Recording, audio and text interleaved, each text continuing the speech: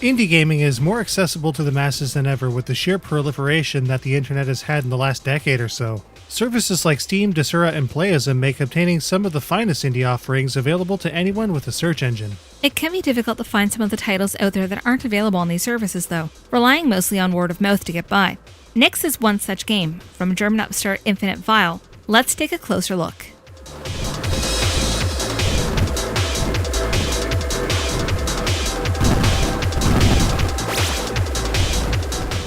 The gameplay in NYXX is pretty basic stuff, and it takes a lot of pages from the plethora of bullet hell style games that have flooded the indie scene in the last 8 years or so.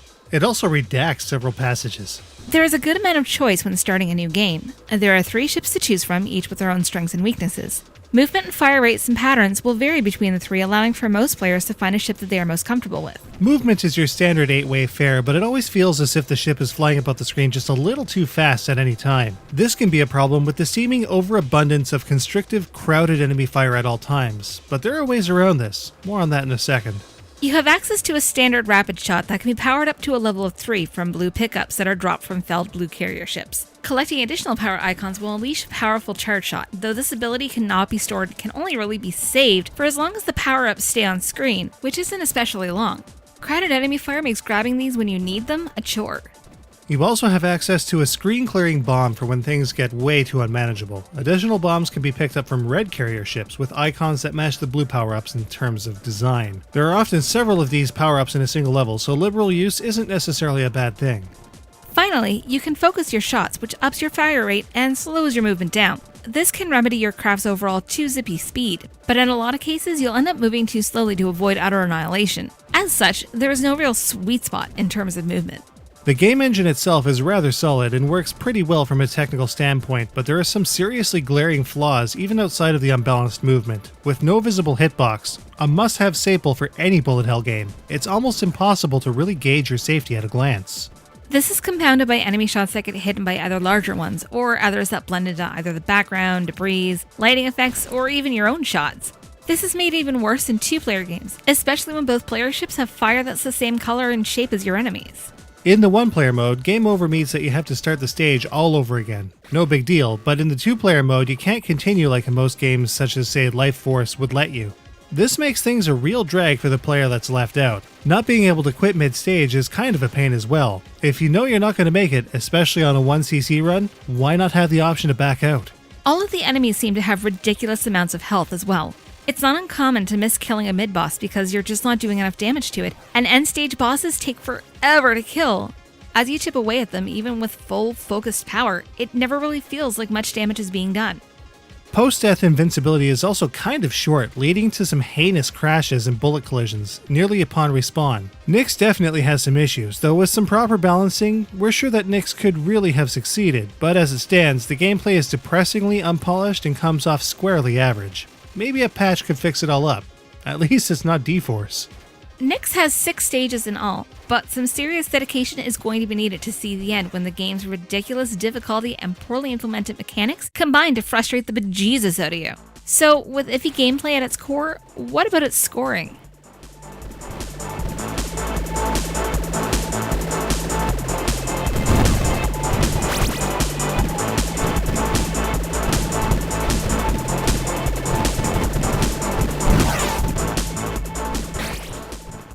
There are a whole whack of scoring points in NYXX with your obvious enemy kill bonuses and hit counters. Even just cruising along will get you points. There's also several extend scores as well, which of course helps in getting that 1cc. There is also a bullet grazing mechanic which will boost the score for daredevil pilots that like to walk on the wild side. No bomb, no miss, and enemy longevity scores are also present, and as always, there is also an end stage tally that shows how well you have done. But there's a bit of a problem with the scoring mechanics in general, in that you can't see your progress or performance in real time. Every now and again a chain counter will pop up, but on the whole there's no real way to keep track of your progress on the fly. Still, the scoring here is pretty solid on the whole, and would really pop with a few tweaks.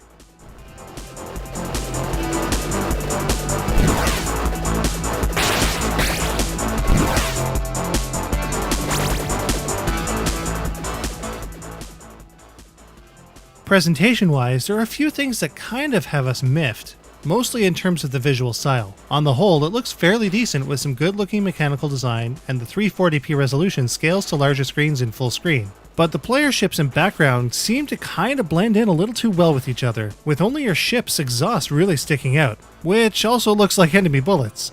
It's actually really hard to see anything going on with the kind of bloom lighting after explosions, semi-transparent debris, and the rainbow of bullets flying everywhere. It all gets just too jumbled up in the end. Again, the lack of a visible hitbox, regardless of tininess, is a critical design fault.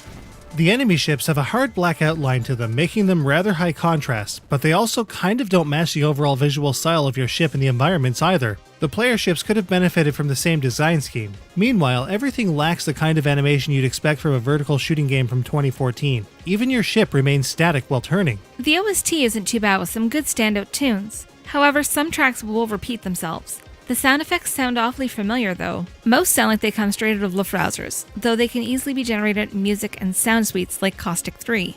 Another feature that is notably absent is True Tate mode, which Infinite Vial says can be bypassed by turning the window orientation in Windows to portrait, but that's kind of an awful technical pain in the ass to do, especially with a multi-monitor setup. So, just how does NYXX stack up? Let's take a look.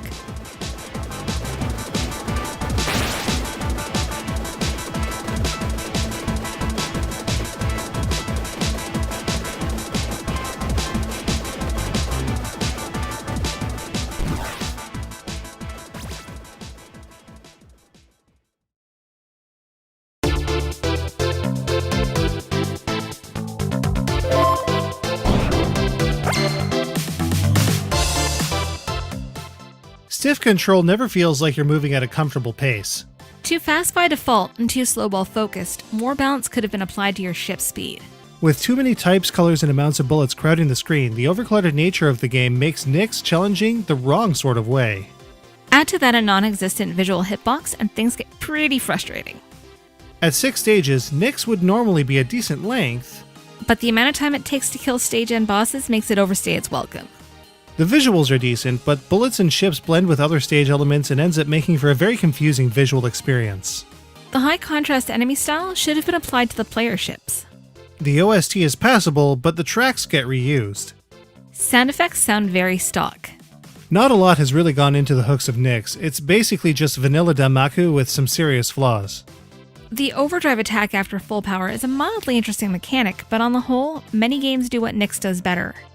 Setting out on your own to publish a game is no easy task, but you have to be absolutely sure that you've got everything nailed down to survive against the more established indie and doujin outfits out there that are producing games on the level of Reflex, Crimson Clover, and Astabreed.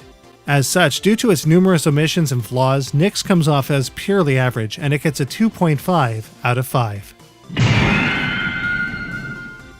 You can purchase NYXX on Infinite Vial's website for €4.99. It still has its merits in the end, so if you're done with the top tier stuff, NYXX is still worth a look. And again, at least it's not D-Force.